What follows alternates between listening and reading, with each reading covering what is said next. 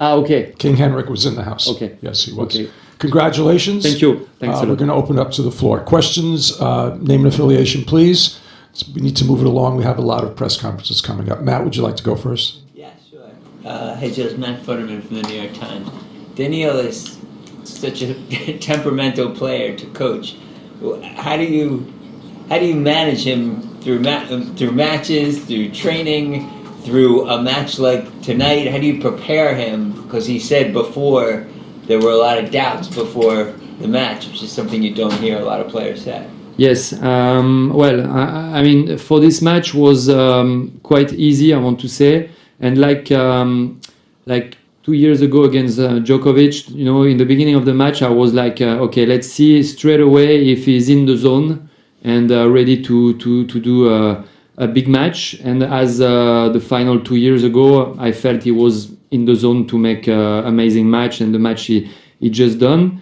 But for the rest of your question, yeah, that's true that before this tournament was really, really tough. Every day was really tough on practice court, because Daniil is a kind of player, and I guess, I mean, every players are tough to coach. Everybody is different, but Daniil can be very, very tough.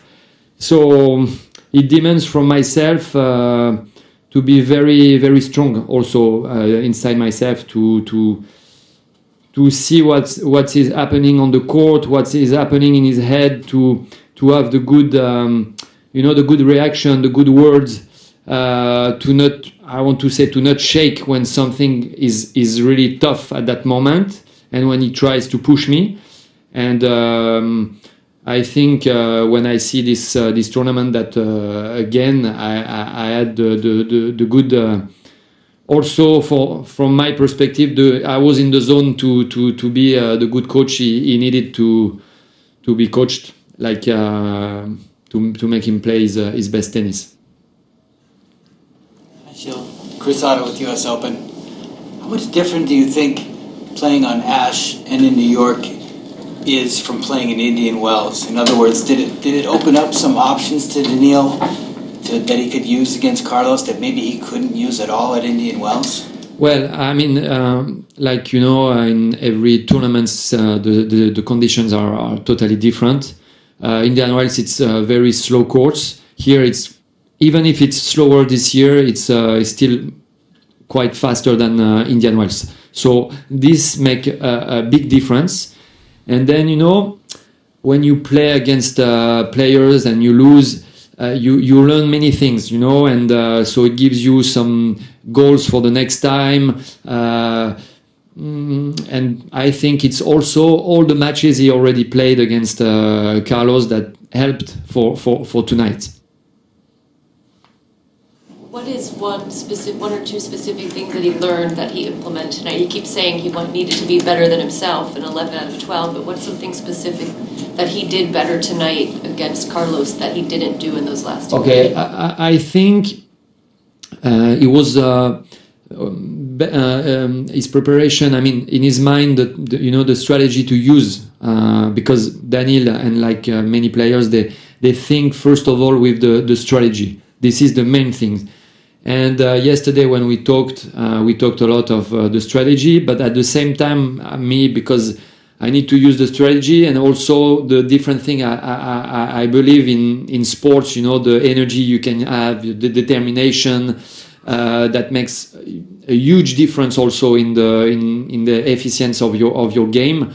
So we talked also about this part, and we tried. I mean, he tried to make a combination of everything we said, and because he's an amazing player, he did it today perfectly. Craig? Gilles, Craig Gabriel, Channel 9 Australia. How important was it for him to win this match, considering the previous two he hadn't even won a set against him, to put the rivalry back on a bit more of a balance? Yeah, I think, I mean, how important is it? I can't precisely answer this question, but yes, I know that, you know, in a career, especially now, because for forever he will have this win in his head, and for the rest of the season and for the next year also, to know that he did it. So I think it's something that you build your confidence like this. You're able to probably to feel that you're still in the best. I mean, he knows that he's in the best player, but it's different to be top 5 than ready to be top 1, top 2, or top 3. And I think this one would help like this. Richard? Talk a little bit about his athleticism. I think it gets overlooked sometimes how well he covers the court, his speed, his defense, and just where you think his athleticism stands up against some of the other top guys. I'm not sure I've understood well your question. So you ask me about his conditioning, right?